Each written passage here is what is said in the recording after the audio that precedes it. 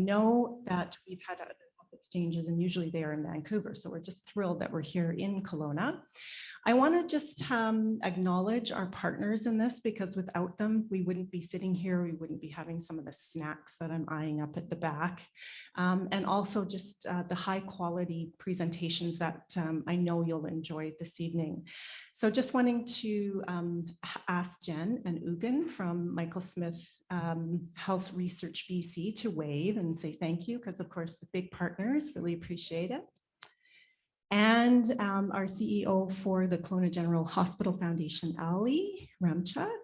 And I know there's mind blank, Melina. Forgive me, guys, this is going to happen. Melina, do you want to just give a wave, because you're hugely important on making this day come together. So also want to acknowledge that we have a lot of patient partners in the room. There was a Interior Region Patient Engagement and Research Committee meeting today, which I heard had a lot of chat. So if that table can just give a wave and just be acknowledged. Thank you so much.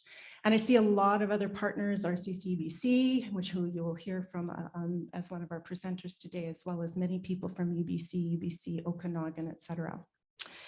So the way this is going to work, if you've not been to a Pechakucha, and I think I've said it correctly, I'm looking at you, Sana and Katrina.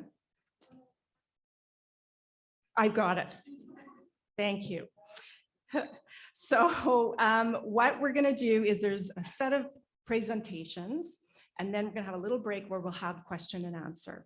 So just hold your questions to that break, because you'll see the pace goes quite quickly. If you've never been to a PowerPoint of this sort, you'll never go back. It's fantastic. So hold your questions. There's pens and paper, I think, available if you want to write something down and hold. They're at the back. If you need some pens and papers, just wave your hand if you're anxiously wanting to record some of this information. And some of our presentations will be virtual as well today. So thank you. And just, this is the first time we've run sort of this hybrid model, because it is quite fast paced. So just be patient with us if there's a few technical opportunities. All right. And then, of course, at the end, I am going to invite a keynote speaker, and I'll explain who that is. She is on the agenda as well, but we'll do a bit of an intro for her as well, but at the end of the formal PowerPoint presentations. So without further ado, it is just really my privilege to invite the first round of presenters up. I'm not going to necessarily introduce every single one, just follow the program. But we have, first of all, Drs. Sana Sharam and Dr. Katrina Beckel, who are going to now take it away. And sorry, I should have told you, I'm Dee Taylor. From Dr. D. Taylor. From Interior Health, Corporate Director of Research, and one of two scientific directors for the RCCBC. Forgot to do the intro. It's been a while since I've been in person. All right, guys, over to you. Doing great. I need to on this side. How do we start? Do we say like go? Okay, go. Death is an inevitable feature of life. Death by suicide, on the other hand, runs counter to the very premise of life. Suicide lives in the shadows, in hushed voices, extinguishing hope and leaving in its wake unanswerable what ifs and how comes. Suicide is the second leading cause of death among young people in Canada and in the world. The death of any young person is an unbearable tragedy. It fractures families and severs possibilities across generations. The death of a young person by suicide rocks whole communities. Youth suicide serves as a brutal and unassailable reminder that we are all bound to one another, that our connections are truly a matter of life and death. And yet, when community level tragedy strikes, What we do often is what we do most, which is to relegate the problem to biomedical episodic interventions that react to youth already in crisis instead of responding before the crisis occurs. We individualize suffering to the realm of self-help and one-on-one therapy for those of us who are lucky enough to have access. And we leave youth and families to shoulder their burdens largely alone. We constantly ask and expect youth to become more and more resilient. Resilience is understood as the ability to bounce back from hardships or to thrive in the face of challenging circumstances. Resilience, by definition, is often understood as being born out of exposure to harm and trauma.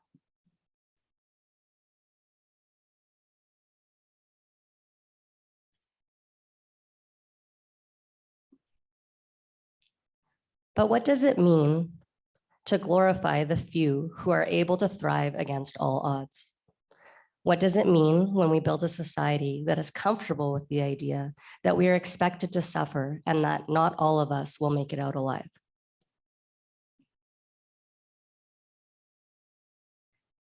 It means that we miss context, like the fact that youth suicide rates are highest amongst Black, Indigenous, people of color, and LGBTQ2S+ people. It means that we miss the fact that the same supports don't work for everybody. We miss the opportunity to focus on social cohesion. What if instead we understood that resilience is something that we can cultivate together?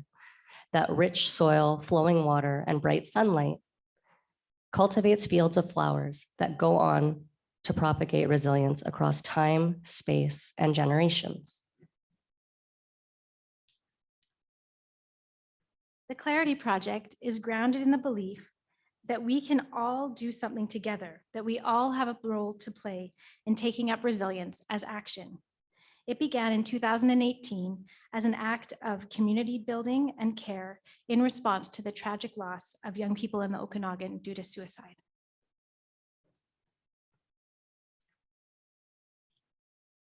The Clarity Partnership itself is an act of community building, bringing together folks from across the central Okanagan to offer a different set of questions and solutions. We're asking, what's the role of community in building youth resilience? And how can community help put us back together? And so far, we've learned some amazing things.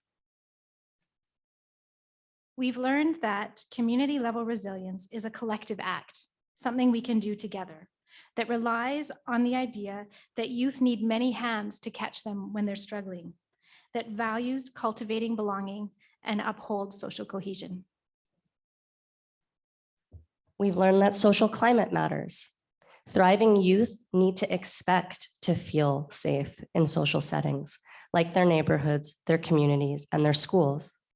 This includes freedom from exposure to racism, violence, or other signals and acts of exclusion.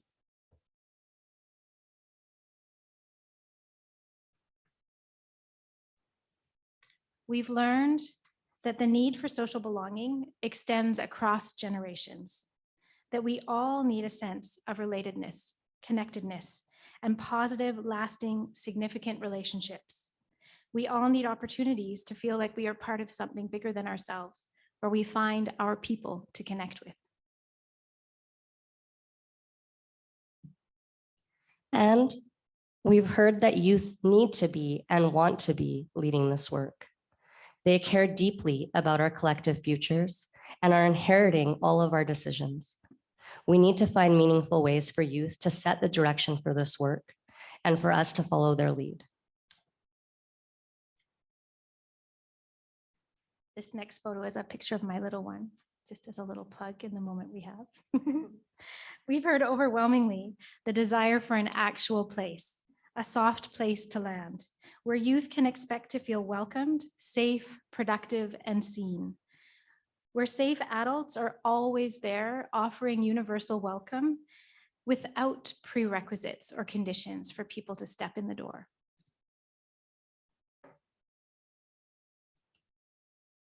Clarity resists tendencies of systems to break us down into bits and pieces of our identities. We are not silos, and we do not live single issue lives. We are whole people and whole communities that need one another.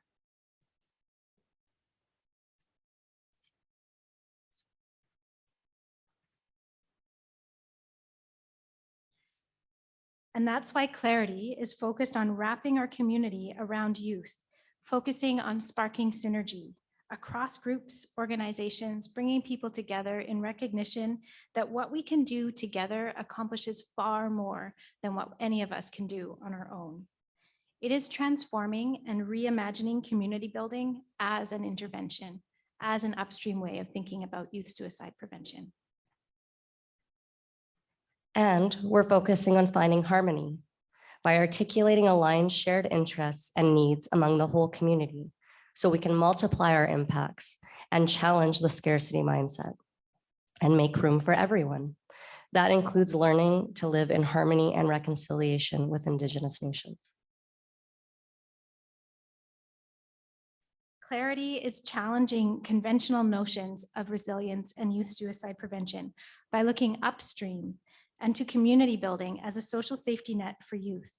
It shifts the concept of resilience away from something born out of exposure to trauma and towards something that we can create together in community.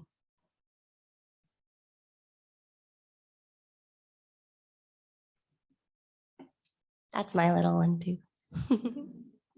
And my husband, not my child. We're done.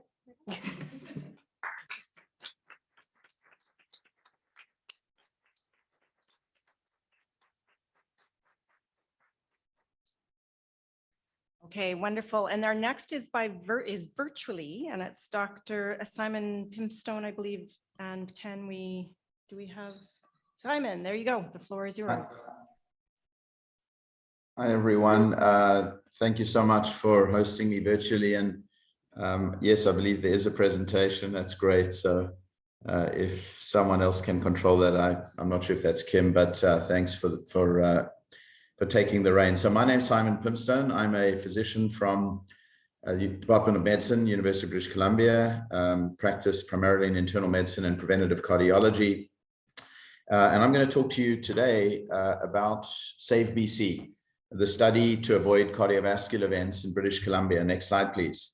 This is a very, very unique program, really unlike any in the world, where we've essentially set up what aims to be a provincial study with a primary goal of avoiding cardiac events in this province by identifying those individuals that are at greatest risk early before events happen. And by cardiovascular events, what we mean are heart attacks and strokes and the development of cardiac disease that can put an individual at risk of heart attacks and strokes. Heart attacks and strokes are a very, very high cost to society and a very high economic burden to the province. And what people will be very surprised by is the fact that cardiovascular disease can occur, and in fact does occur, starting at a very young age. And it's this that we're trying to identify, those early in their disease, in order to prevent the progression of that disease leading to heart attacks and strokes. Next slide, please. So I'm going to take you on a little story, each of your own histories going back in time. The picture in the middle is representative of parents. Parents meet. Our parents have a child, that's us in the bottom left, as a burgeoning little baby. And much of our destiny from a health standpoint, of course, is encoded by our genes. It's the genetic material you get from your mother and the genetic material you get from your father. And certain diseases are really predetermined at birth. There are diseases like Huntington disease, where if you inherit certain genetic variants, you are with 100% certainty going to develop the disease at a very high predictability in terms of timeline in your life. But there are other diseases, what we call complex diseases like cardiovascular disease, where genetics doesn't necessarily determine everything, but really is a very important signal to who may be at risk but there's been plenty of work done today showing that even with a high genetic background, one can intervene and prevent disease later in life. Next slide, please.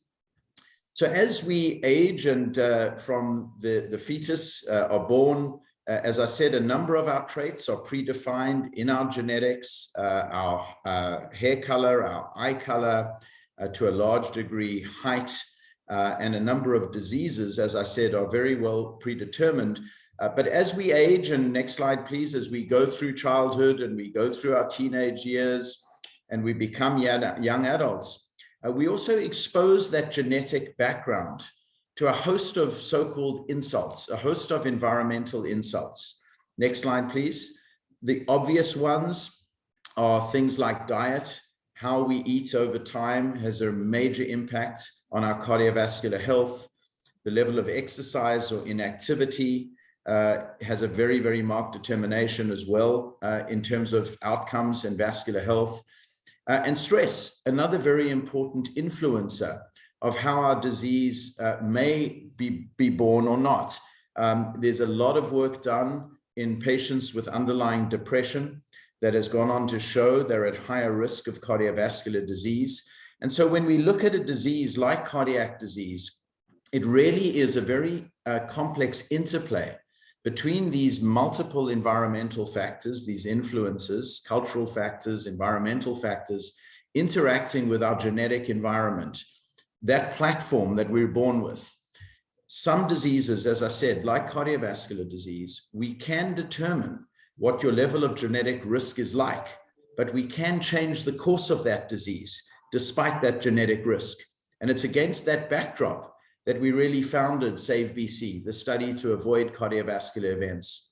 The concept being to be able to identify those at very high genetic risk and help to change those risk factors, environmental risk factors, in different ways to change the course of that disease or the outcome. And it's that which I'll share with you today. Next slide, please. So let's continue with the family story. Let's assume we get a call at 11 o'clock one night, and it's a 48-year-old brother who happens to have just been admitted with what's known as a myocardial infarction, a heart attack. Actually a very common occurrence even at that young age. We've done studies and Save BC has published. We see about 750 to 1,000 men and women, men 50 and younger, women 55 and younger, who present every year in the province with heart attacks. It's almost 1,000 very young people every year presenting with a heart attack in the province of British Columbia. When it occurs at a very young age, it's very likely that that individual has very high genetic risk. And so it's that genetic risk we want to identify so that we can know how to intervene in their genetic relatives. Because if the genetic risk exists in a given individual, there's a very high likelihood that others in the family will be equally at extremely high early risk. That individual who's had their cardiac event becomes the canary in the coal mine for the family. That index case from whom we can identify risk in other family members, hopefully intervene and hopefully reduce the burden of cardiac disease in these families. Next slide, please. And so while we can offer cardiac care, we can help that patient, all too often, it's the family members at risk that are forgotten. The individual is often treated, they put on many medications, but their siblings, their children, their cousins, who present with very high risk of themselves developing cardiovascular disease are often left untreated and undiagnosed until it's too late. 50% of people present with a heart attack with death. They do not survive the myocardial infarction, the insult.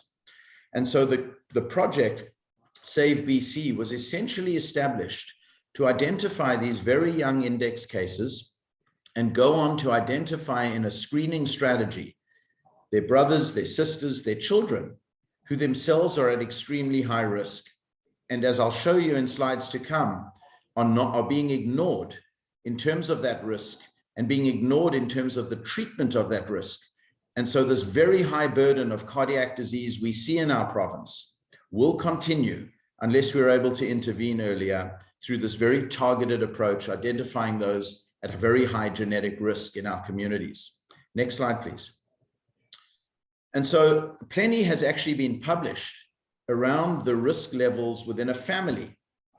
If a single first-degree relative presents with heart disease under the age of 60, other members in their family's risk doubles. When there are multiple individuals with heart disease in a given family, your risk can be as high as 10-fold higher than an individual of the same sex and the same age in the population. A 10-fold higher risk for having a cardiac event if you have a high genetic burden in your family. And this is the importance of identifying these individuals at such high risk before they go on to develop themselves cardiac disease and have cardiac events. Next slide, please. And so as we put in the slide, let's stop and let's breathe, because there is something we can do. Cardiac disease in many ways is not solely determined by your genetic makeup. Your genetic makeup is a very strong contributor to your risk of developing heart attacks or strokes, but it's not solely determinant. There's a lot we can do in lowering that risk with interventions that include both lifestyle modifications and that include pharmacological or medication interventions. The trick is identifying which people are going to be at higher risk, who needs those interventions, particularly who needs medication because of that increased risk. We don't want to put everyone in the population on cholesterol medicines or blood pressure medicines or sugar medicines to lower sugar unless we deem them to be at high cardiac risk and in need of those. Next slide, please. So the concept of atherosclerosis or cardiovascular disease is a very important one to understand in determining risk and determining when we should intervene, because it's important for people to understand that it starts in childhood. What you're looking at on this slide is a fatty plaque shown in the bottom in yellow. This is a fat-rich plaque that's embedded in the wall of a coronary artery. These cells develop around it, but the fatter, the more lipid-rich that plaque becomes, over time and with more insults, food and inactivity and other diseases like high cholesterol or diabetes or hypertension, that plaque grows, and that plaque is very prone to rupturing. And once that plaque ruptures, that's when blood clots form and a heart attack forms. The blood clots essentially block the flow of blood in an artery. We know in people of high genetic risk, this process of atherosclerosis is occurring from childhood.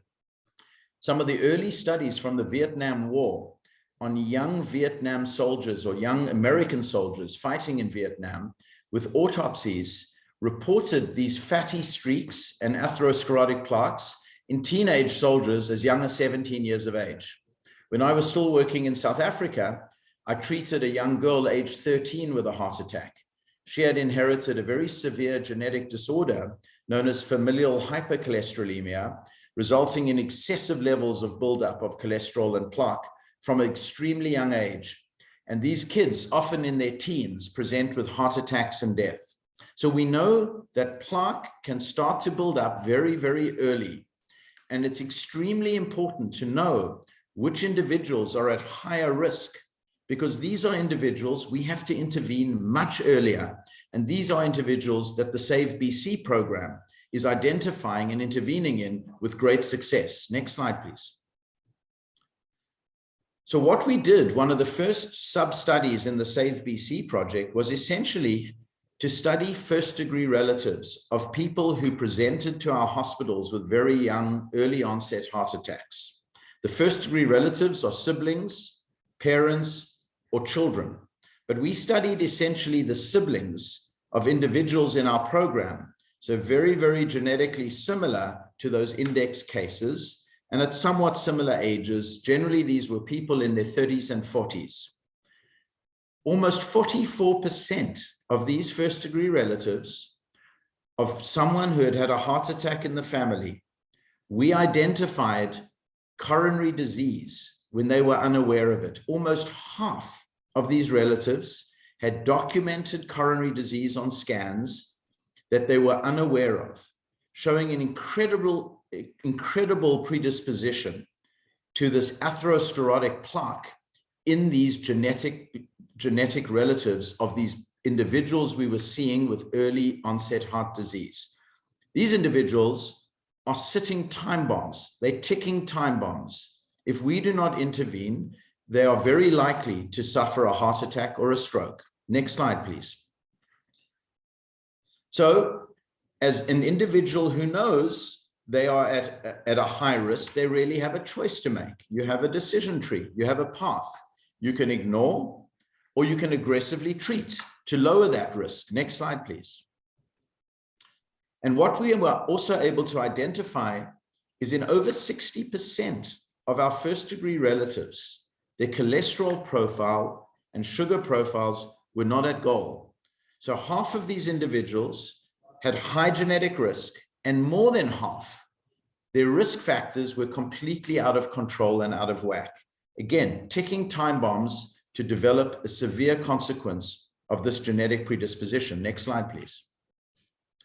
And so based on this, the Save BC was born. This is a collective where we are working amongst physicians, nurses, PhD scientists, office administrators, with the goal of implementing this program widely across the province. Next slide, please.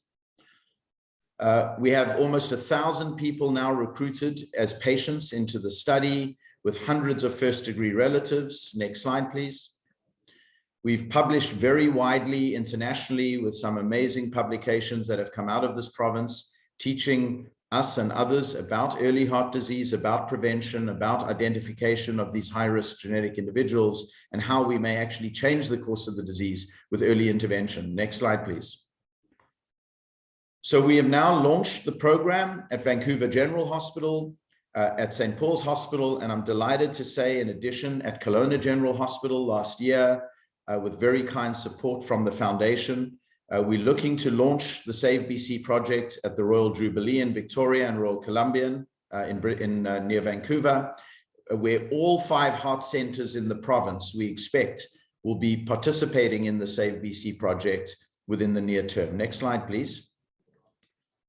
So we really are developing a collaborative that's never been done anywhere in the world. There is not only no province in Canada, but there's no place on the planet that we're aware of where a study of genetic risks and interventions in those at high risks for heart disease have ever been done at this scale. We will have a coordinated project here in the province for 5 million of our inhabitants, where we'll, through Save BC, be identifying those at very high risk, those family members of people with early heart disease, and have an ability now to scan them, to screen them, to treat them, and hopefully to prevent the high burden of disease affecting families and affecting this province. Next slide, please. So that's really what I wanted to end with, is a positive note. It's remarkable work that this province is doing in this regard. It's different from anything else being done anywhere in the world. And we believe this program, with Kelowna's support, will have a huge impact on the burden of heart disease in the province of British Columbia in the years ahead. Thanks so much, and I've really enjoyed the session today. Thank you.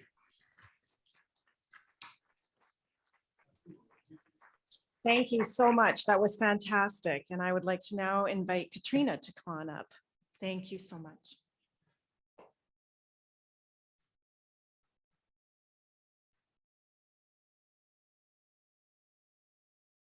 Good evening, everyone. I am Katrina Beckel. I'm the Manager of Partnerships and Engagement with the Rural Coordination Centre of BC. Really excited I have some colleagues here with me tonight. And I'm here to share about real-time virtual support, digitally enhanced collaborative care in rural British Columbia. Good to go. Just over a year ago now, I moved to the traditional and unceded territories of the Salix people here in the Okanagan to Kelowna to be closer to family. Auntie is my most prized title, and I am grateful to be able to wake up every day to live, work, and play on these lands.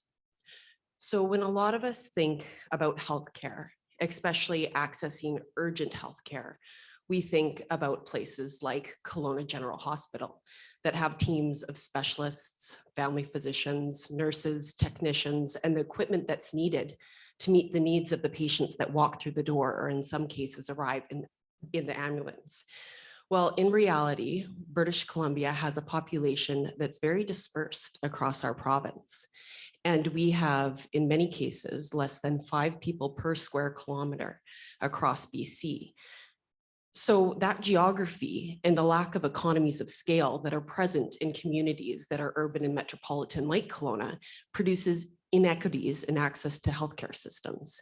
So in reality, a lot of citizens across British Columbia actually access their care at health centers, like the one in Stewart, BC.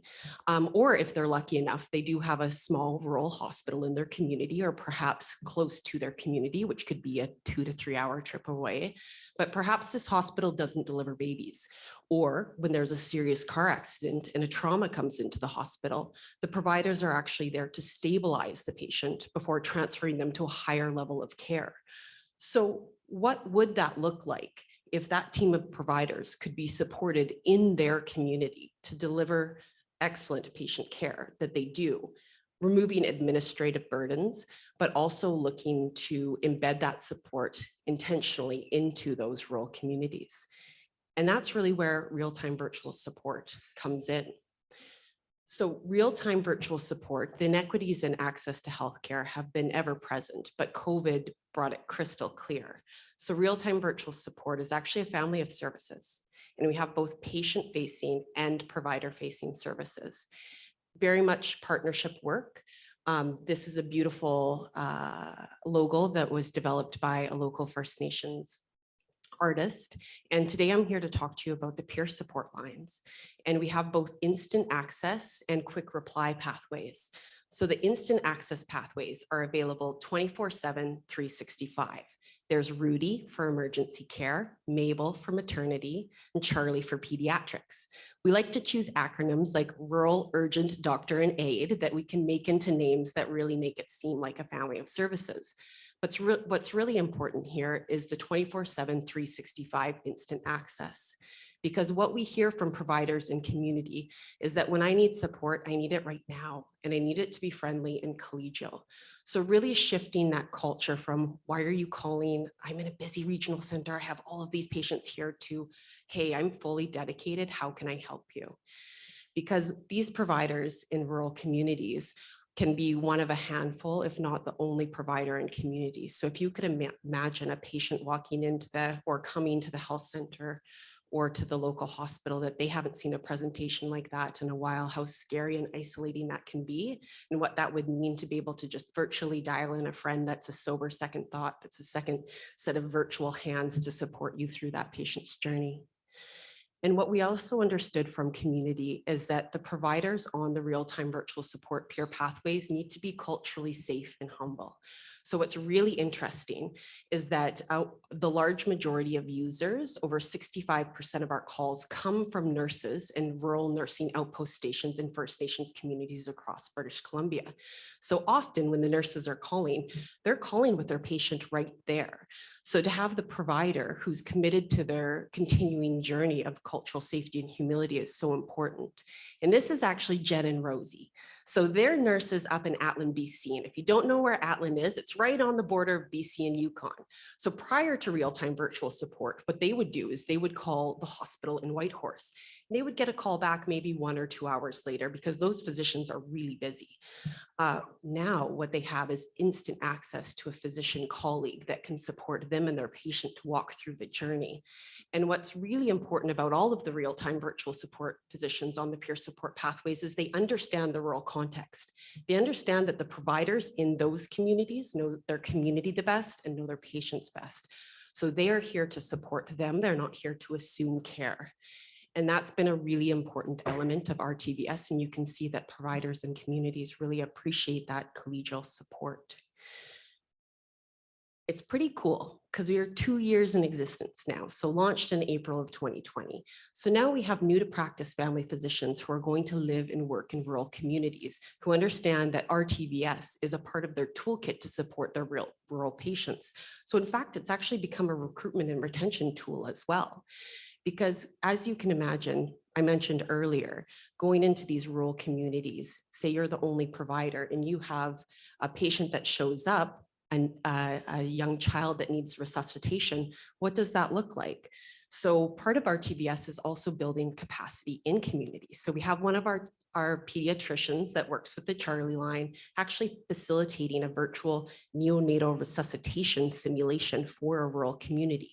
Because while these cases may be infrequent, when they do come in, it's everybody needs to be on. So to be able to practice that with the real-time virtual support physicians, well, it's with, not with the real patient in front of you, just allows you to work through those processes and steps, which now includes calling Charlie if you need support. So it's really, how can we improve equity of access to care for patients across British Columbia? And when we look at where our TBS is being used in BC, it's everywhere. So each health authority has communities that call us on a regular basis. And the circles that you see up there, the size of the circles indicate the frequency of calling. So those larger circles are the rural nursing outpost stations that do call us actually daily, some of them. And actually this weekend we hit 120 communities. And what's really interesting when we talk to the new communities and providers who are coming on, it's, you know what, I heard from a colleague or a friend in another community that there's this support through our TBS that I can access 24/7. It's free, it's non-judgmental, it's friendly. So I decided to give it a try.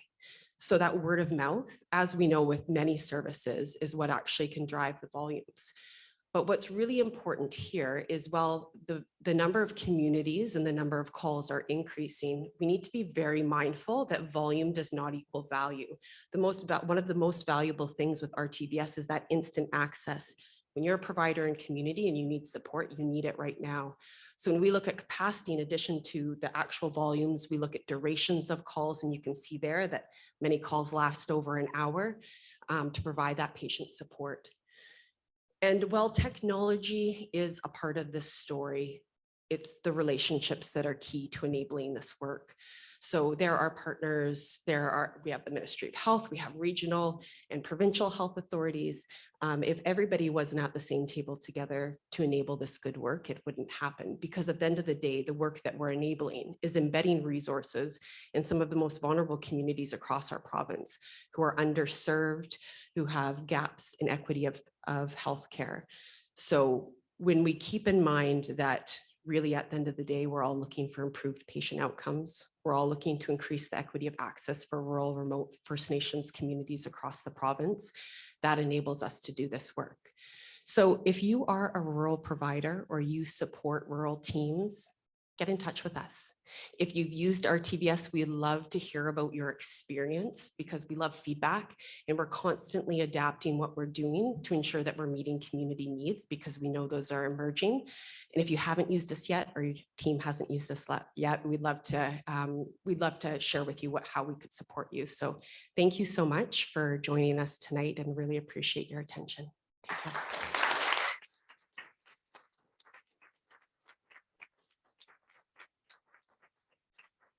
Wonderful. If I can invite, sorry, Katrina, stay up here. That's okay. If I can invite the presenters for the first round, Katrina Sada and Simon, if you're online.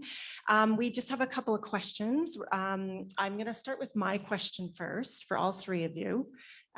Very briefly, the theme of today is really around community action research. How does community getting involved in research and in evidence and programming, such as our TBS, actually influence what you do and how you do it? So we're going to start with Sana and Katrina, and just kind of give your very quick comments around, so why community action research? We'll start with you, go to Simon, and then over to you, Katrina. Okay, go ahead. Thank you. I guess on behalf of both of us, I think we don't know how to do this any other way. We don't know how to be in service to our community and our society through the work that we do and the research work we do that is funded by public dollars, without doing that alongside community and in response to community's priorities. We can't really imagine sitting in our offices or labs sort of removed from the real world. So community action research is the way to go in terms of doing impactful, meaningful work that meets the needs of communities.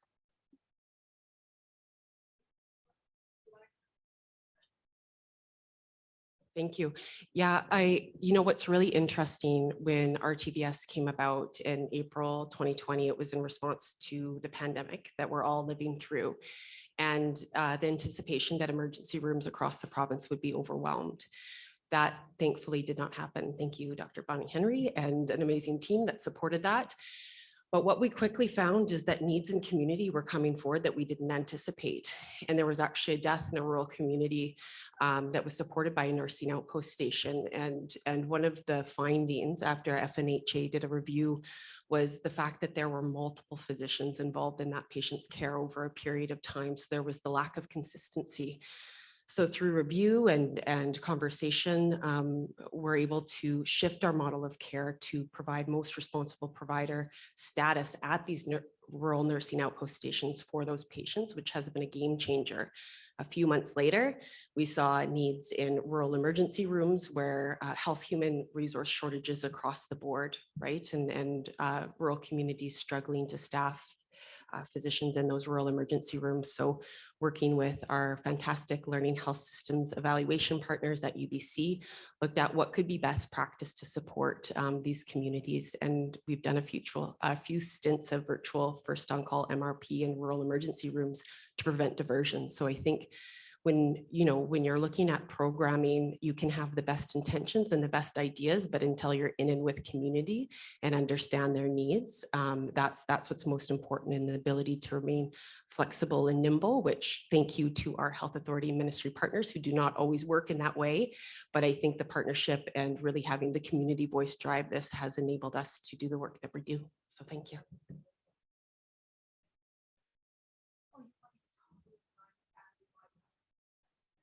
Step away. Oh, okay. Sure.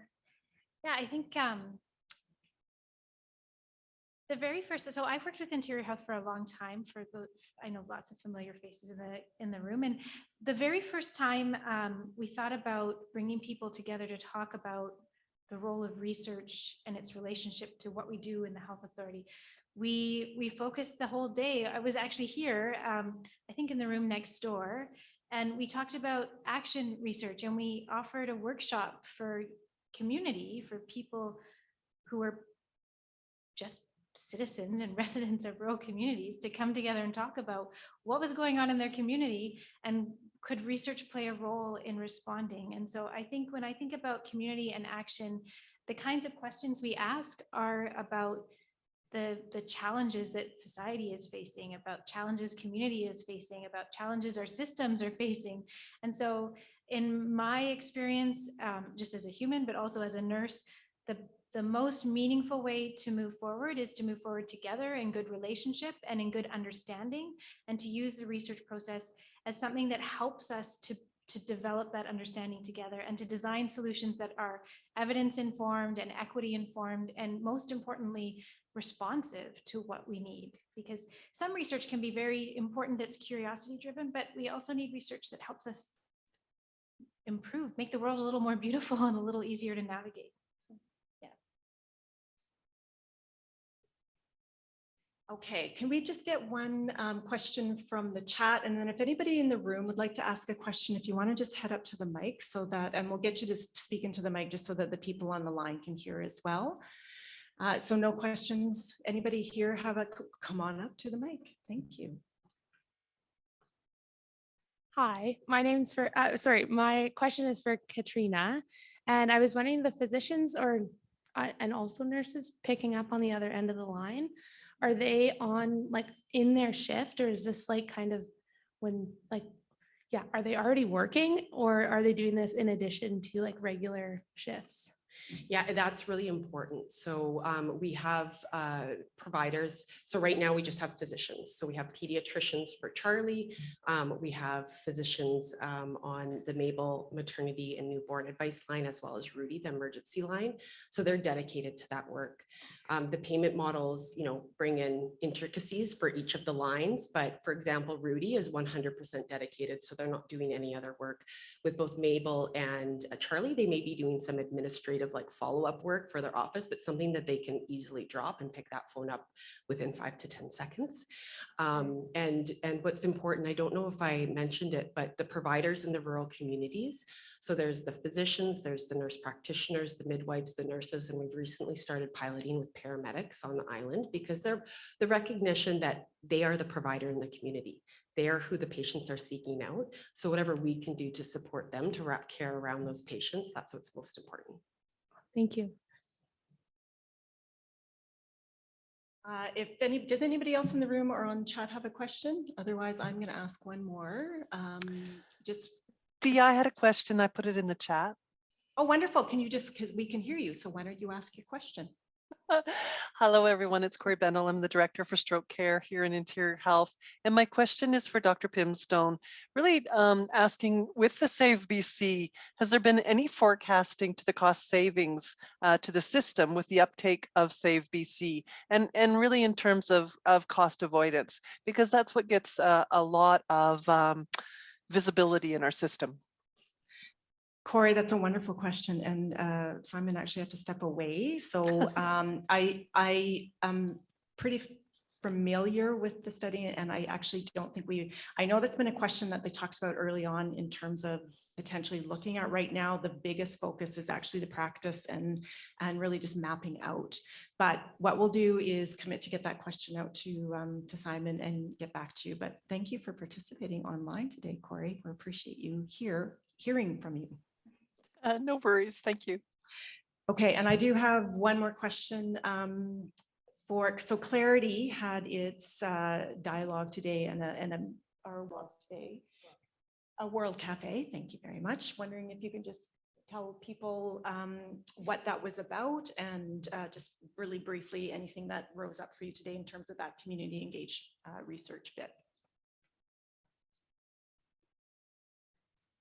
Yes, so we hosted a World Cafe today at the Rotary Center for the Arts. Yes, and we had 58 people come out. So it was a curated list of change makers, leaders, and content experts from the Central Okanagan with a passion for supporting youth and youth well-being. And we were able to come together around 6 tables of dialogue based on the research that we've done over the last 3 years, and hear from these incredible people who are super passionate about this issue, about what the future looks like for the Central Okanagan when we consider community as an intervention, and how we can build resilience that wraps around youth. And so it was a beautiful day. Do you have? Yeah, it was great. We have a mural that we wish we could show you, but we don't have it with us.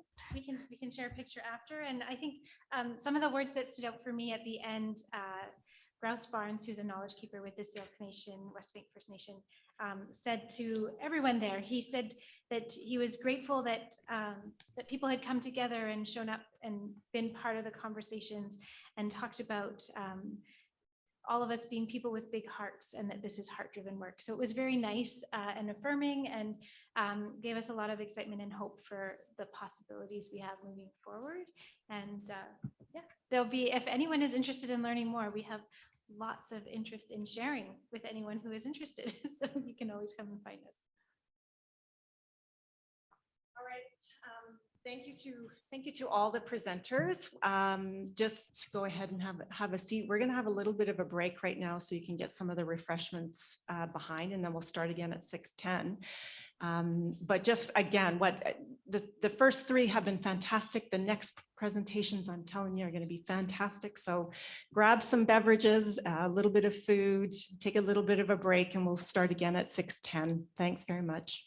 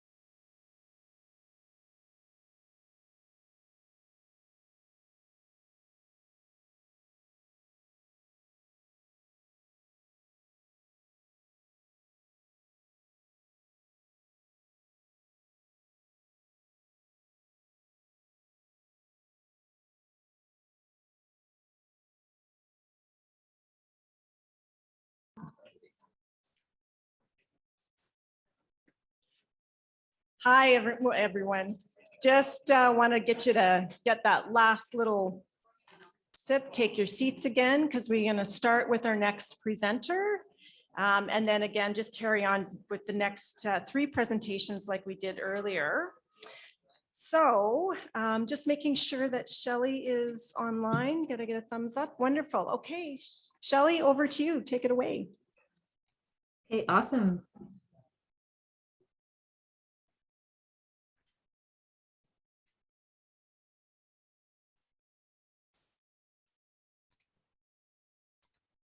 All right. Hi, everyone. My name is Shelley, and today I'm going to present to you on mental health services decision-making among youth attending Foundry Kelowna. Obviously, I come for the dogs because they are adorable, and this study took place on the unceded and traditional land of the Seal people. And so a little bit about myself. I'm an assistant professor in the School of Social Work at UBC Okanagan, and to know my grandmothers is to know me. Their bravery and resilience through very difficult and unimaginable times in their lives, including the Holocaust and the Iranian Cultural Revolution, propelled me to want to make a difference in the lives of others. And so working as a social worker, I noticed that there were things that got in the way of youth accessing mental health services. And also, you know, when I was a young person, there were also barriers that got in the way for me. And so this comic was drawn by my research assistant, Michelle, kind of highlighting some of the barriers that young people experienced. And so for this study, we commissioned the help of our furry friend, Henry, at Foundry Kelowna to help recruit young people between the ages of 14 to 24. We were interested in interviewing them to understand their experiences accessing Foundry at Kelowna. And so there are other Foundry centers across BC, and it provides wellness services for youth.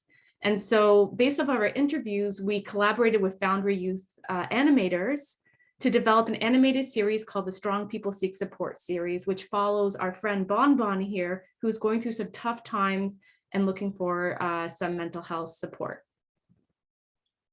And so our young people, hopefully the slide will change. Yes, our young people in our study, they talked about a lot of different struggles that they were going through at the time. Some of these struggles included, you know, interpersonal struggles with their families, traumatic experience that they had experienced in their lives, problems with work. And so this is Bon Bon. So these are some of the problems that Bon Bon was experiencing that, you know, made Bon Bon want to seek help. And so the problem with seeking help is oftentimes there are emotions that get in the way of accessing services. And so these are some of the emotions that young people in our study talked about when they thought about accessing services for the first time. So obviously you can see that, you know, it's really, really scary sometimes to really take that first step. Also, a lot of our young people also talked about how there are people in their lives sometimes that give them messages that get in the way of them accessing services. It could be family or friends. And this is, again, a comic drawn by my research assistant, Michelle, kind of representing some of the messages young people get when they think about accessing services. Other things, hopefully the slide will change. But if not, you can change it.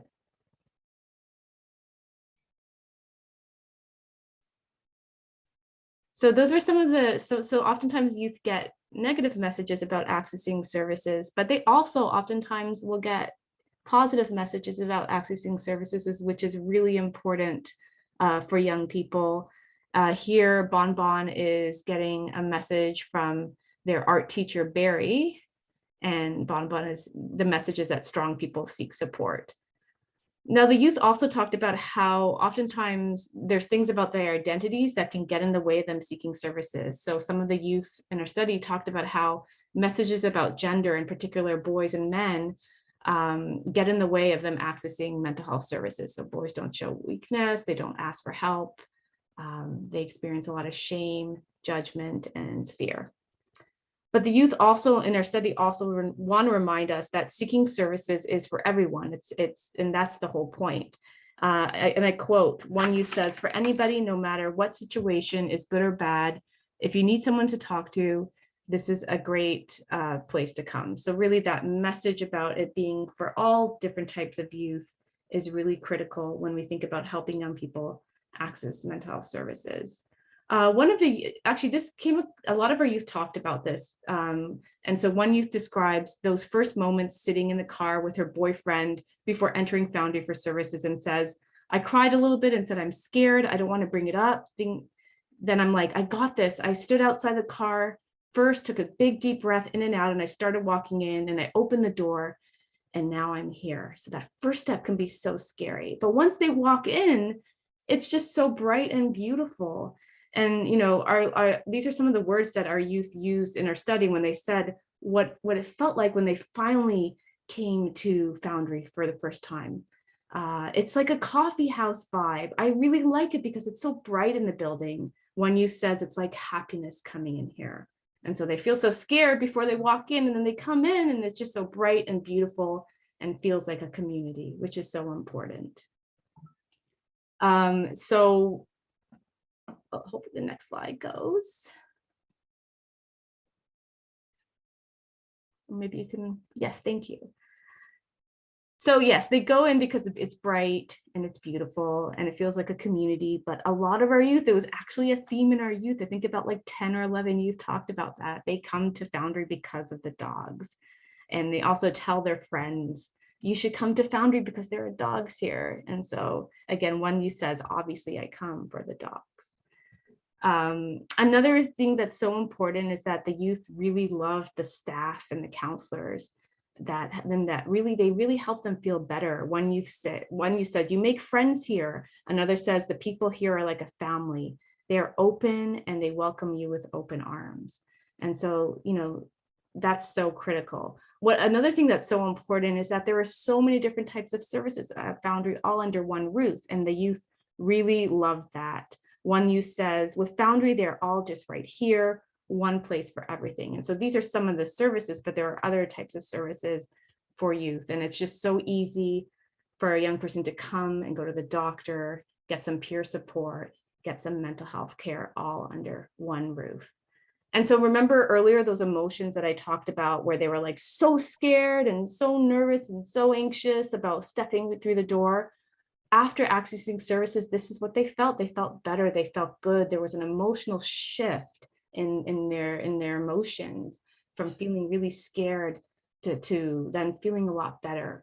I just let me spill my guts. I felt better.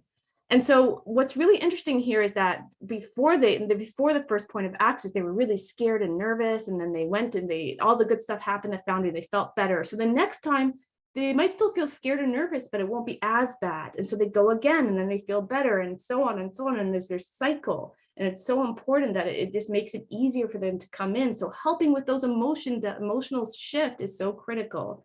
And so then we did a dialogue and we asked Foundry's Kelowna staff, what are some of the secret ingredients in helping with emotional shifts?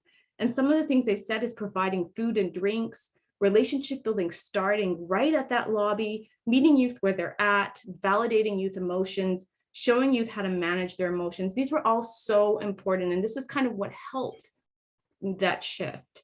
And so why is this so important? Why is it so important to help regulate your emotions? Because this is one way to support healthy well-being and reduce the severity or the development of a mental illness among youth. So this is really about prevention and early intervention in order to help youth launch into the world. So it's so critical that we are helping this early on. And so I just want to give a shout out to the Foundry Richmond Youth Animators, my research team of amazing undergrads and graduate students, Foundry Kelowna, CMHA Kelowna, Foundry Central Office, and SHIRK for funding this grant. And of course, all the young people that participated in our study. Thank you so much for having me here today, and it's an honor.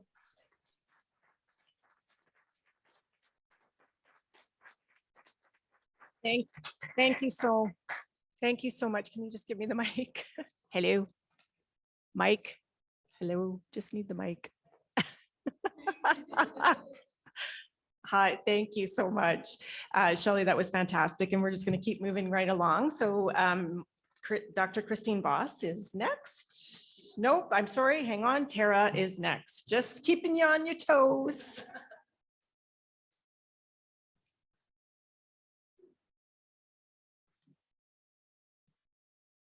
First, I just want to introduce myself, so I won't say go yet. And I acknowledge a couple colleagues. Dr. Lisa Olson is here with me, and on Zoom is Dr. Stephanie Glegg. So Stephanie and I will be presenting. I just want to also acknowledge the traditional territory of the Sikh people. I grew up near here in Salmon Arm, the Shuswap people, so it's nice to come home, see the lake and the surroundings. It's great to be here. And I took a plane for the first time in 2.5 years. I didn't quite know what to do with myself. So we'll get started and we can go. Thank you.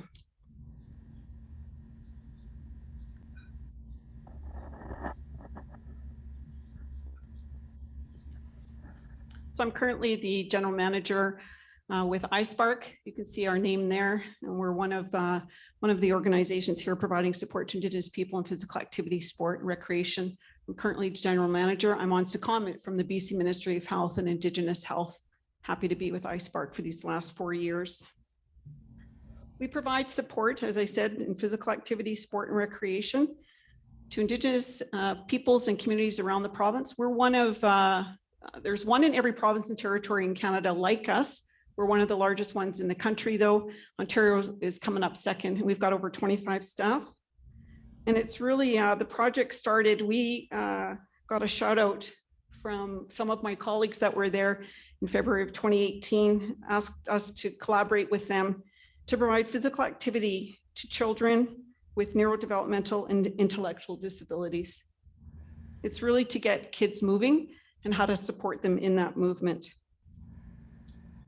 It's a personal thing for me, and maybe it is for you too. I know that some of the work that was just mentioned on the youth suicide, it's very personal to me. I'm an auntie to a young woman who passed away, my niece, unfortunately, due to her disability.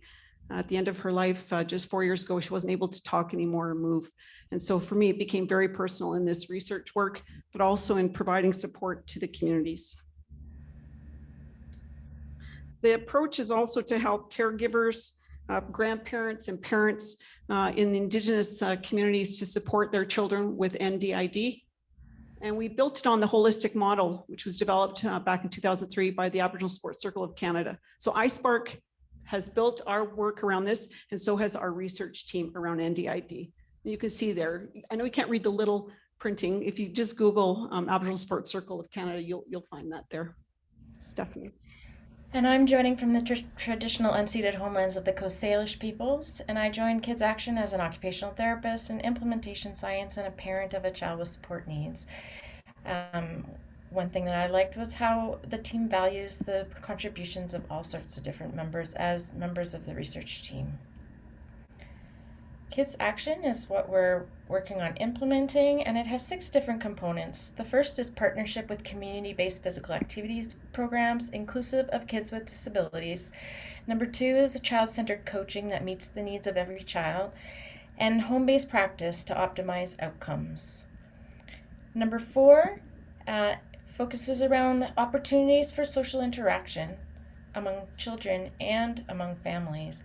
And we do this to build a sense of social support. Another element of Kids Action is building in evaluation so we know how well we're doing.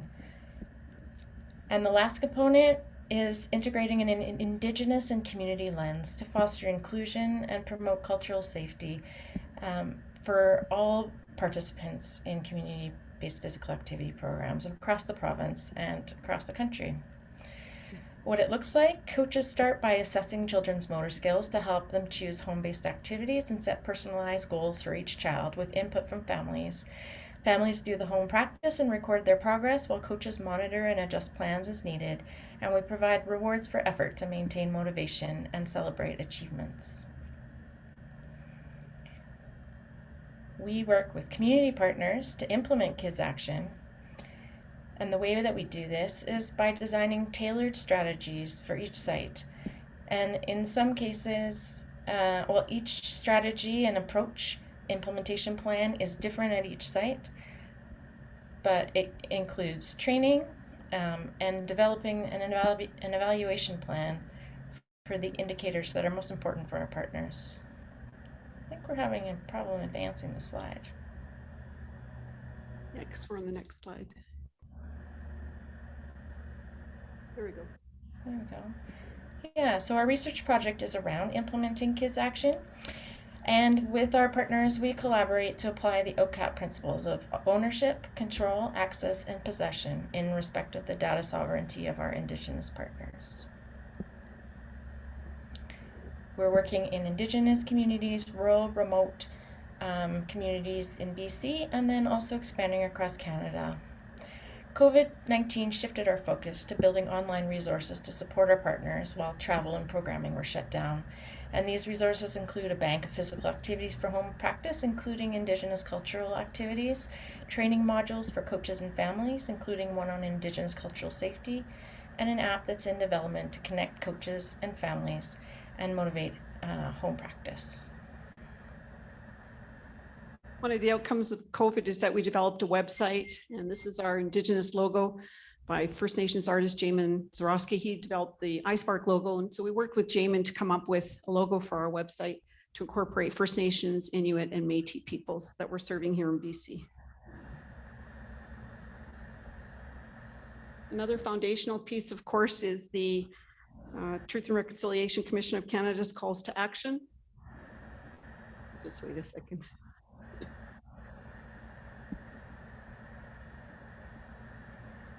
There we go. In particular, call to action number 89 and 90 that really spoke to the work that we're doing to support, again, Indigenous children and families around who have NDID. And we felt that these were the best that complemented the work that we're doing. And again, inclusive of Indigenous cultures and activities, and that are culturally safe. Here in British Columbia, you all know that there is the Act for Indigenous Peoples under the United Nations Declaration. And again, the TRC calls to action that our government here is implementing. And that we strive our work together with NDIDs to foster equity for the Indigenous children and families. It's one of the key areas of our focus. I worked on the BC government's physical activity strategy, and we felt that this really aligned with that work to increase physical activity for NDID children. And it's really the approach, again, under the training modules that we've developed to support our children.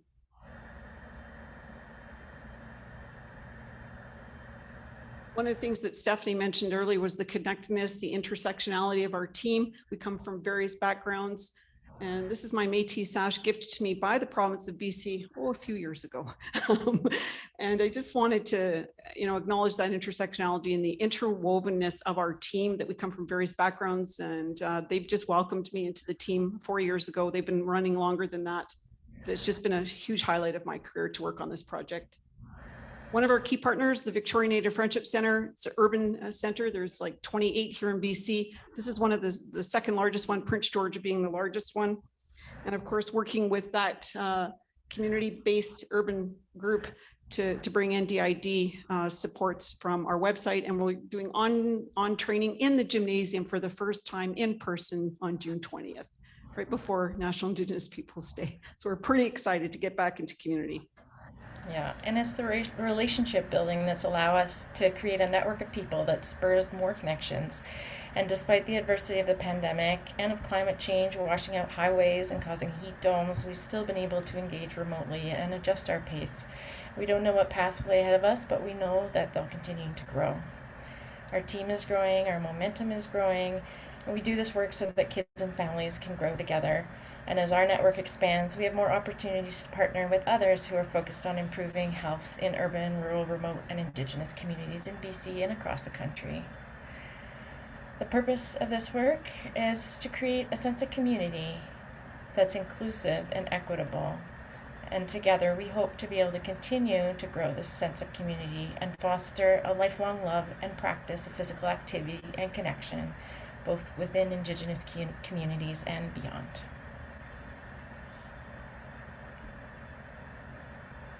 Thanks very much for having us here today. Thanks, everybody. Merci.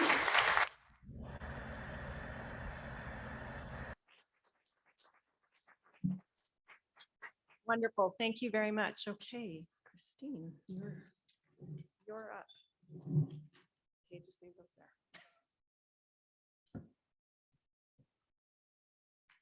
Can you hear me okay? Yes. Yet another terrifying thing, having to speak into a microphone. I feel like that's also been 3 years without a microphone. So here we are.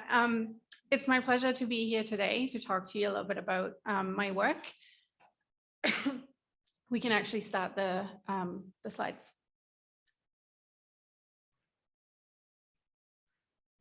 So before I begin talking about my work, I do want to humbly acknowledge that we gather here today on the land of the unceded lands of the Six Okanagan people. And it's also the land that I call home. I acknowledge I'm an uninvited guest, but I'm grateful for the opportunity to raise my child here. What you see in this picture here is my dog Forrest. We're in the back therapy dog program on campus. What does this have to do with my work today? Nothing.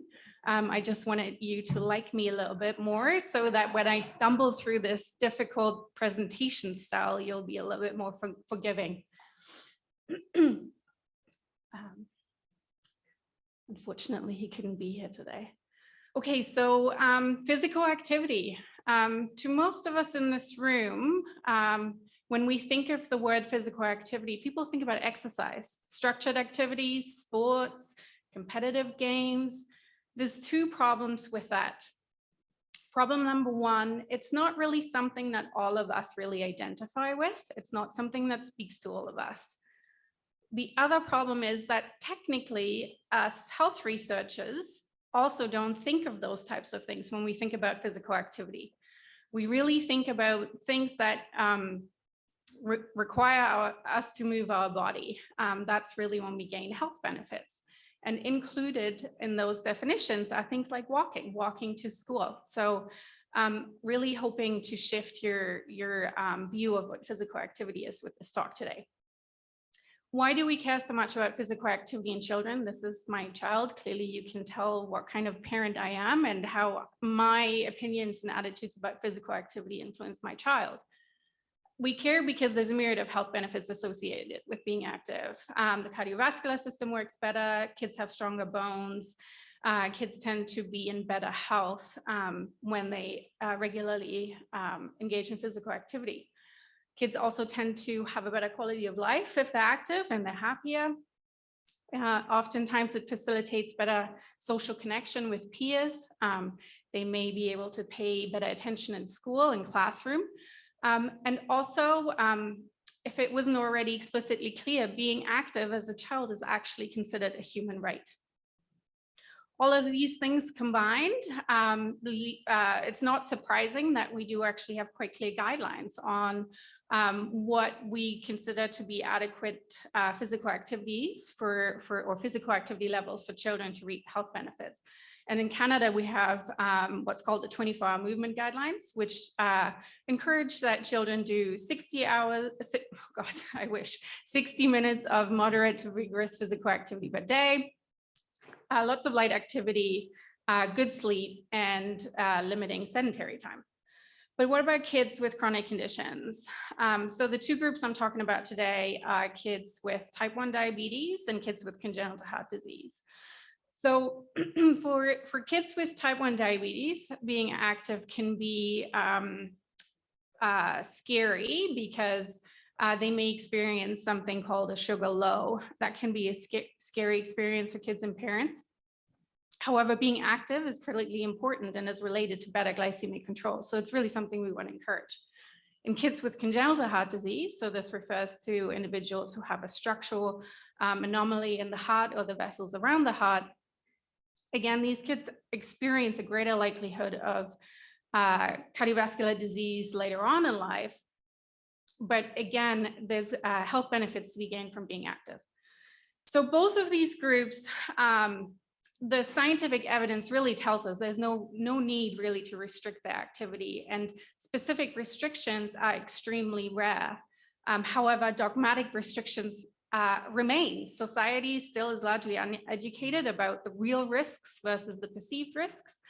Parents are scared and physicians sometimes are risk averse too.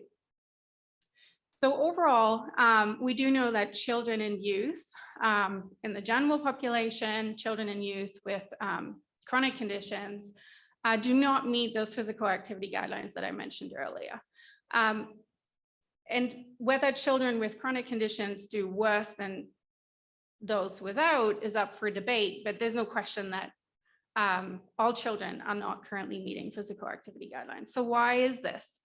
Certainly in the context of kids who live with chronic conditions, there's a lot of research. There's a lot of fantastic programs that try and get these kids to be more active and that try to address some of these challenges. But they're largely underwhelming in their results. And the reason that is in my opinion, those wonderfully designed trials and studies often forget about everything else that a family experiences on a daily basis. And specifically the environments in which we live really do play quite a big role. What about the built environment? So, you know, urban cores are sometimes misperceived as being a barrier to children being active, yet in downtown Vancouver, we know the vast majority of kids walk to school because it's, you know, there's nowhere for the parent to drive their car. So they can also be facilitators of physical activity. The climate, of course, being another one to contend with in BC. And what about the cultural norms that have sort of evolved around these combinations of the environment and our attitudes around the environment? So if you haven't seen this graphic before, it's a good one to really make this point. So many of us are scared around letting our kids actively travel to school because there's too much traffic, so we drive them. So really, this is me and my child, in case you can't tell yet. So really the biggest factor in all of this, I would argue, is the parent. For better or for worse, the parent plays a tremendous role for a child's physical activity levels. Not every parent will make their 3.5-year-old ride a pedal bike to preschool. Not every parent can afford a pedal bike for a 3.5-year-old. Nor can every parent make the time out of their day to accompany their child while actively commuting. And lastly, and this is again what's quite unique about kids with chronic conditions, what role does the healthcare team play in all of this? Researchers like myself will often say, oh, physicians, you need to advocate for physical activity, you need to counsel, you need to monitor. Physicians say, I don't have time for that. I don't even know how to do that well. So all of these things combined really underpin that we still really don't know how to help kids to be more active. And so a little bit about the research that I do and the methods we use in my lab. We've got a couple of finally prospective studies happening, and we're usually inviting a parent and a kid to talk to us about their experiences, their opinions. And in my lab, we also use wearable devices a lot. I had to sneak in a data figure because I wouldn't be a scientist if I didn't. But really, the main point why we like using devices is because we just don't do a particularly good job of recalling those types of habitual activities that we do. So I can tell you I went to the gym for that long, but I can't tell you how often or how many steps I took to get my coffee during the coffee break. But all of those steps matter and they count. So really where we're at now is we're really trying to sort of like go back to the drawing board and bring all those pieces back, together and work with clinicians, work with families to really understand what are the challenges they're facing, but also what enables them to do well. So thank you very much.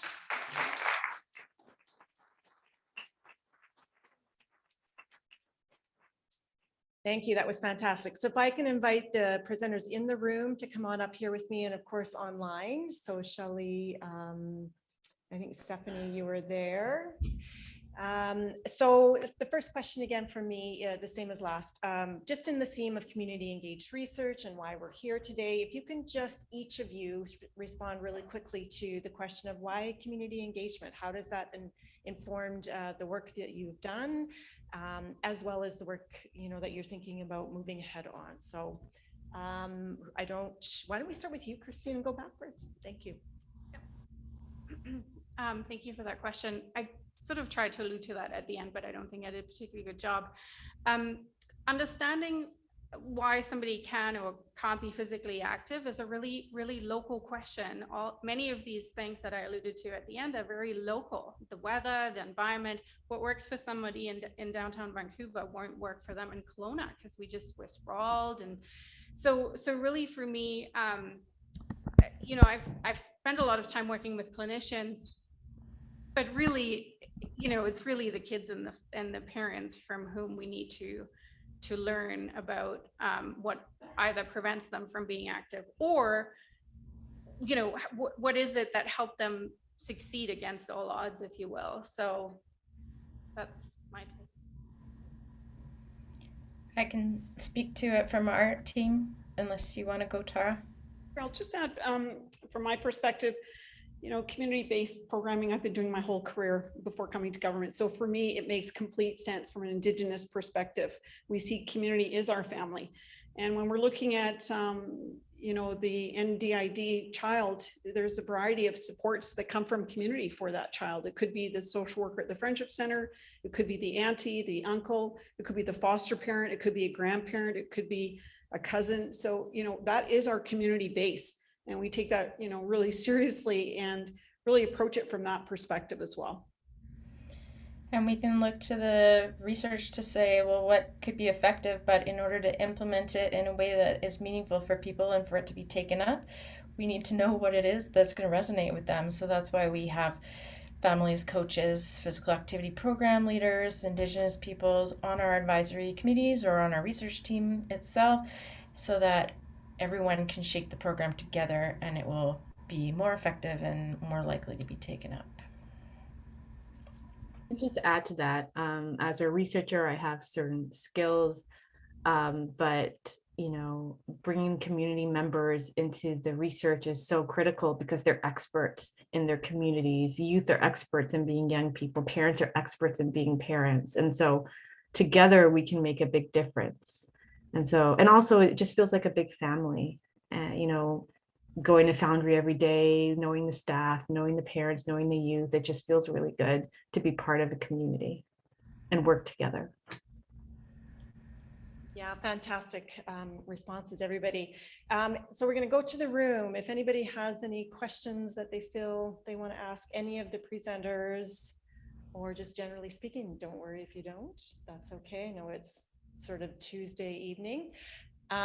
Yes.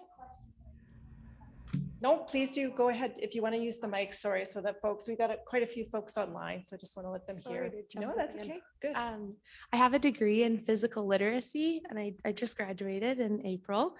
Nice. But I am curious about like indigenizing physical education. So I was wondering, Tara, had you reached out to like physical educators or PE teachers? Yeah, thank you for the question. So in fact, on our website and through the training modules that we'll have, we have Indigenous physical activity or Indigenous sport that we've woven into. Yeah, absolutely. But you know, one of the things that was mentioned earlier is everyday life. So besides all the physical activity stuff that we've researched and found and worked with partners, there's also just basic life skills. Folding laundry, if you do it really quick, but in a good way, is really motivating too, and can get you physically active. Vacuuming can be tiring. You know, so these are some of the other things that we're going to be taking a look at from your own life skills within your family dynamic, whatever that might look like. So yeah, you know, we have reached out for sure. And then working with, you know, various Indigenous professionals to assist us as well along the way. And then I guess to add on kind of the concept of othering. So these modules are designed for children with MD. Yeah, so neurodevelopmental and intellectual disabilities. NDID. So what about like children in PE classes learning these modules despite not being an NDID? Yeah, absolutely. So iSpark itself does provide that training in a whole nother, you can take a look at our website. So it's iSpark with a C.ca.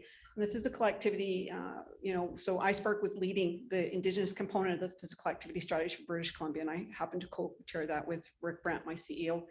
And so, yeah, we absolutely take a look at that from a holistic model, again, from that model that we showed. And that, yeah, it's integrated. So if there's a school that's running, whether it's Indigenous school or not, they're running it for all the kids in that class or in 2 classes combined, for example. So you do it all together. So there's, there's the hoop game, which can be very difficult to also do. Yeah. That's for everybody to do together. Yeah, absolutely. Okay, thank you. Yeah. Okay, I'm just going to pause here for a minute. And I think with that, if there's no other questions, let's please join me in thanking these three as well as all the presenters.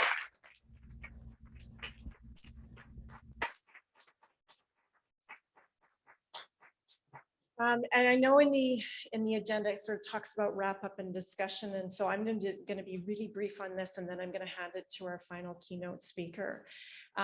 Just want to say, first of all, again, thank you to everybody online and everybody in the room for listening, joining us for the conversation this evening.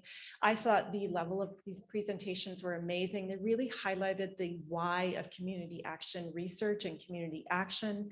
And really, when I think about it, the theme that kind of was threaded throughout was the importance of voice as a partner, not as something to subject object, but really as an integrated partner with an equal voice, and really sometimes leading the way, depending on the community, the project or the study or the knowledge translation activity that comes from when we learn something new out of research. So again, just really set my appreciation out to all of you, the presenters. I know this is not an easy format to do, and it's certainly been an opportunity for learning for the hybrid model, which is the first time the Health Exchange has actually done both an in-person and online event. And I thought, did we get a couple of thumbs up on? I think so. So with that, I just wanted to make a few comments about our next keynote speaker. About 4.5 years ago, the Interior Health Research Department really started thinking about, so how do we do a community engaged research that's really not just about a study protocol and the usual steps that you go through for formal research. What was interesting to us is the so what. How are what we doing in supporting within the Interior Health Research Department actually making a difference within our community?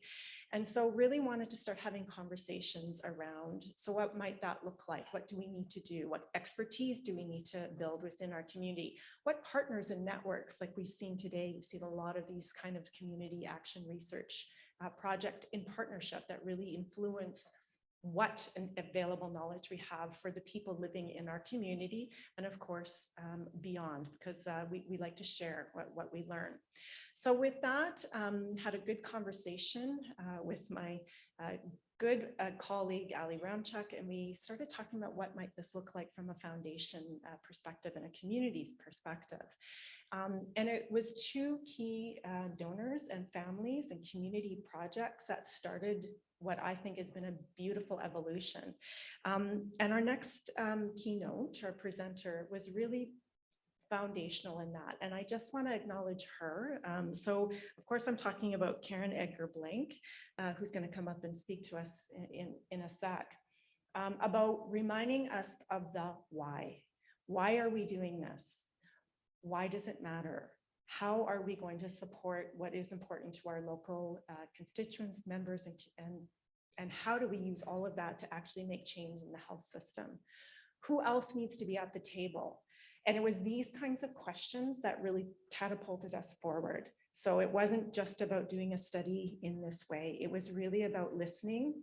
It was really about who needs to be there. And it was really about joining some of the people within the health authority who hadn't thought about something this way, to think about things done that way. And we have changed things dramatically as a result of this project and others like it.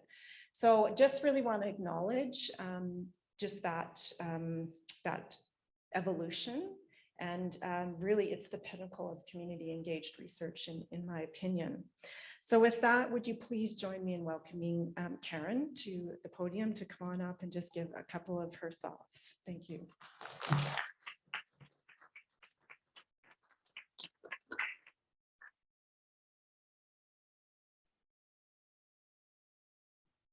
Yeah, thank you very much, Dee. And thank you everybody that invited me tonight, which was Alison Ramchuk from KGH. Here you are. Kim I want to thank Kim Peak from Health Research BC, who got in touch with me and actually prepared me for my role here. And also thank you everybody for overstaying, like staying longer to hear my story. The story of the Blank family. So we have, we arrived here like in different stages. Like I came here 10 years ago, brought my family along to this beautiful territory, very grateful to be living here, and partly raised my kids here from a puberty age. So now they're in their mid-20s in this beautiful territory of the Sioux Okanagan Nation.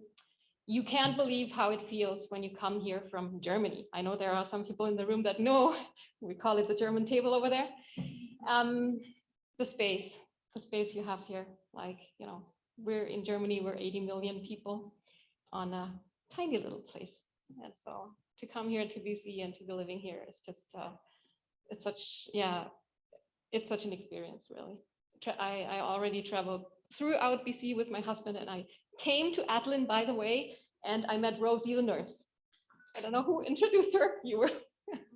Yeah, thank you for that. So yeah, we're a big family here, and we're actually in this growing city developing real estate. So I am not a researcher. I have no nothing to add to the research here and the science, and I'm very impressed by all the projects here.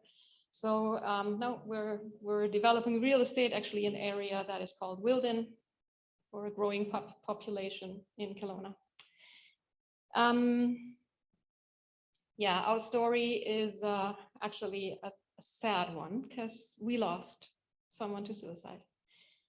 And this experience is actually what eventually brought me together with this group of amazing people that started the research Clarity.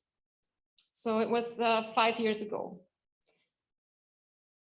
I always have the feeling that in this group of people that have all the knowledge and have all the tools to do the research, I am the annoying one that asks tons of questions, like back to the why. We're asking questions, why? And that started for us 5 years ago. I have, or had, 2 younger brothers. They're very much younger than I. So my dad, like very, very late in life, had a second set of kids. And the older one committed suicide. He was only 15 years old. And he left us a letter. And the shocking thing about this letter and his message was that this was not something that, it was not an ad hoc decision. It was not an impulse. It was something that for him was a logical thing, a logical decision. And I checked with my family if I can share just this one sentence from his letter. And they said he wrote it. So they all think it's okay for me to share. Life has become a burden.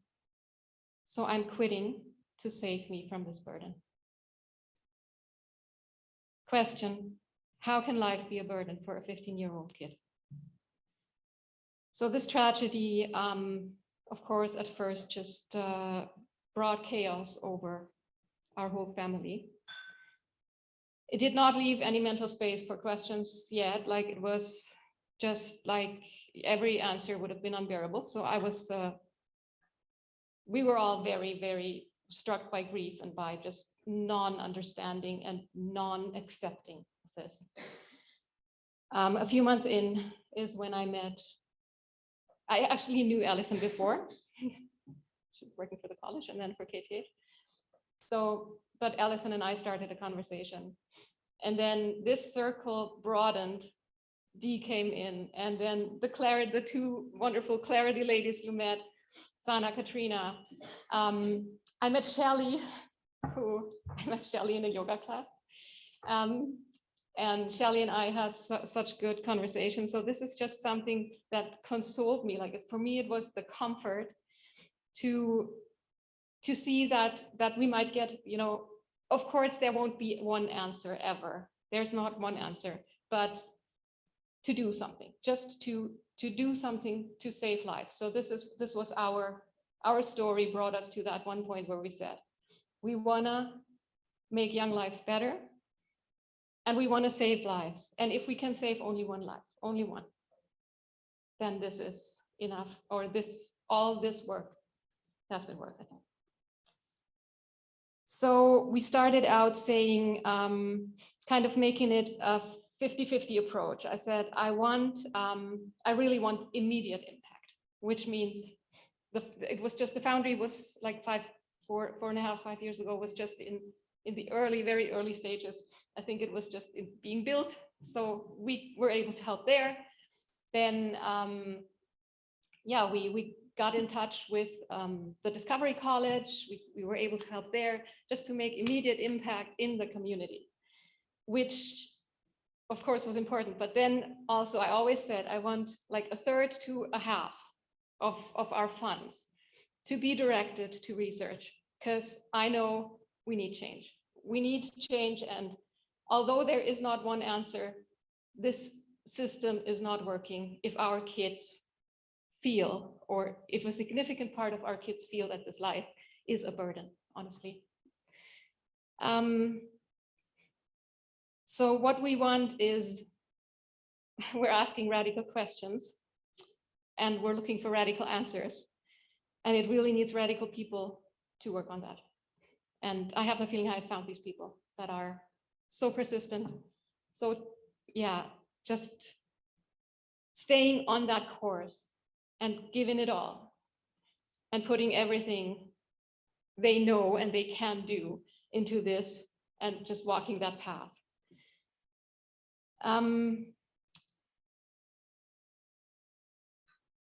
Yeah, just looking at what happened to my little brother is the complete loss of hope, which I think that is the most tragic thing. So the loss of hope, I think, is also something that our digital media landscape is really kind of promoting, because hope doesn't rank very high on Google. It's actually one of the worst. Like, put a positive message out there about how the world can be saved and how we can all be fine. It is not getting any click rates. Like, it is the negative. It is actually just the negative that gets those click rates. And we're putting our kids out there.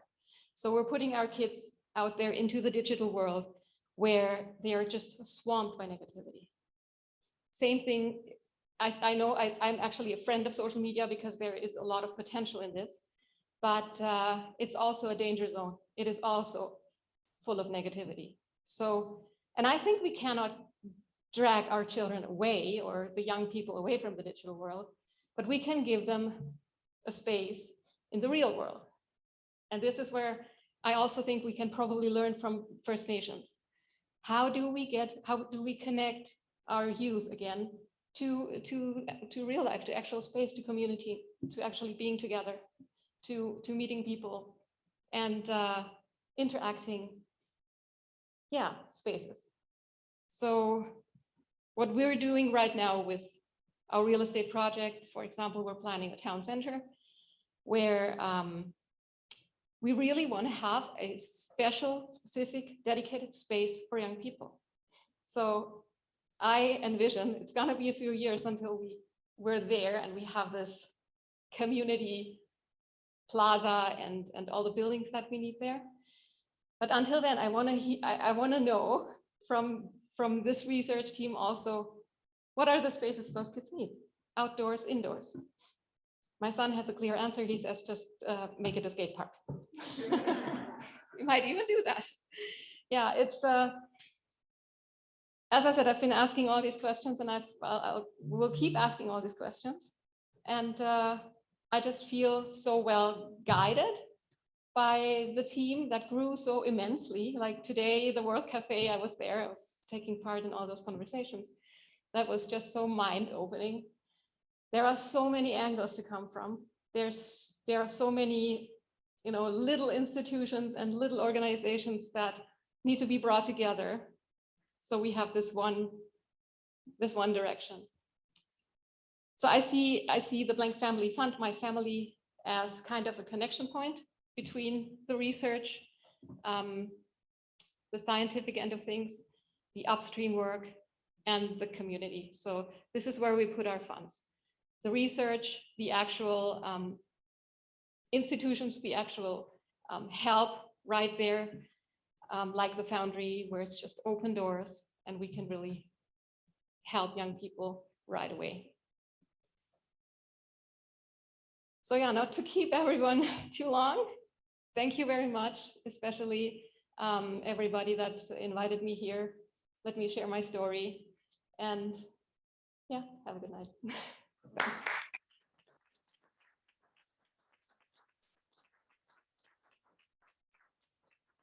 Wow, I mean, I think your words, Karen, underscore the why beautifully. Thank you for sharing your story. And two things came up for me while you were talking. Number one is that ripple effect, that situation that can be very, very painful, and often is that when you have community and you are asking those questions that you can embrace around and have those ripple effects, create some good change and positive change.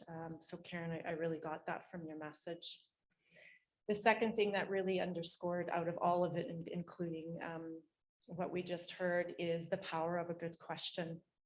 And research is all about a good question.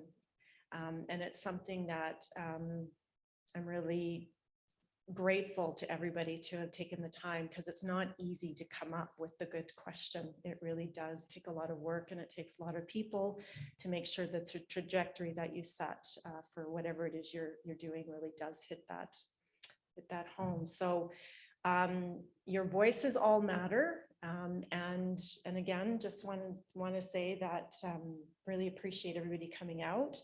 And I hope you have a really wonderful evening. Stay around and chat a little bit more, get to know a few other community members, and have a really good evening. And, you know, first Kelowna Health Exchange. I think we did a great job. Thank you to everybody who helped out in the back, the presenters, and Karen, again, for your amazing words of the why. So thank you. Thanks. Thank you, Dee.